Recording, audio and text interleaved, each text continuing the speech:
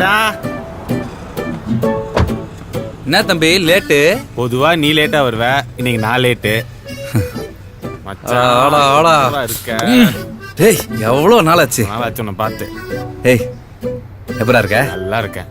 சரி ஆளுங்க ஆள் சர்ப்ரைஸ் அங்க.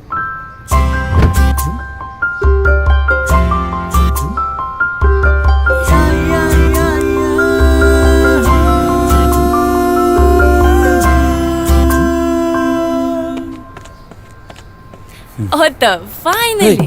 Nice to meet you, Sundu. மெல்லமா பேசுடி. விடு, ஏதோ ஒரு வழியா தமிழ் கத்துக்கிட்டாச்சு. நைஸ்.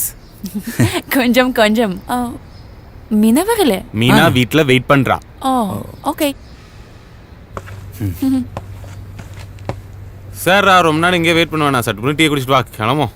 கிளம்பலாம் மச்சான். ஆனா ஒரு சின்ன மேட்டர் மச்சான். கிளாடியாக்கு நான் அம்மாவை கன்வின்ஸ் பண்ணதான் அவளையே கூட்டு வந்திருக்கேன்னு தெரியாது. போன வாரமே அம்மா கிட்ட சொன்னேன்னு சொன்னேன். இப்ப இவளுக்கே தெரியாதுன்னு சொல்ற. அப்போ என்ன சொல்லி அவளை கூட்டிட்டு வந்திருக்க?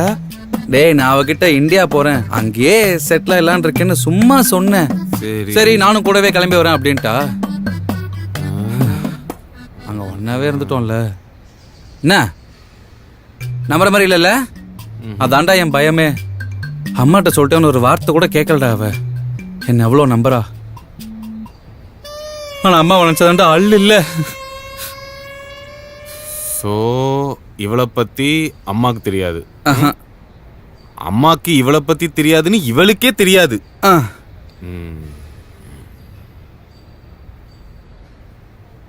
சரி இப்படி பண்ணிடுவோம். இவ வந்து உன்னோட ஆபீஸ் கொலீக், ஊர் சுத்தி பார்க்க வந்திருக்கான்னு வீட்டுல ஒரு வாரம் சமாளிச்சிடலாம்.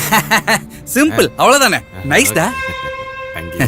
ஹைமா, இவதான் கிளாடியா, என் கலீகு. நாங்க 2 பேரும் ஒன்னா ஊர் சுத்துவோம். அவ ஜெர்மன்ல இருந்து வந்திருக்கா, என் கூடயே தான் தங்குவா அப்படின்னு சொல்லி.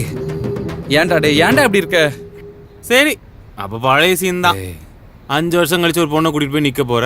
உங்க அம்மா செருப்பால அடிப்பாங்க, அது நீ தான் வாங்க போற. ஏன்னு சொல்லு, ஏன்னா நான் வரமாட்டேன். சரிடா, இங்க பார், புரியுது உன் ஃபீலிங் புரியுது. இருந்தாலும் முதல் 1-2 வாரம் சமாளிச்சிருவோம். அவங்க 2 பேரும் மிங்கிள் ஆகட்டும், அப்புறமா உண்மையை உடன்றேன். இல்ல சொல்லிதான் ஆகணும்டா.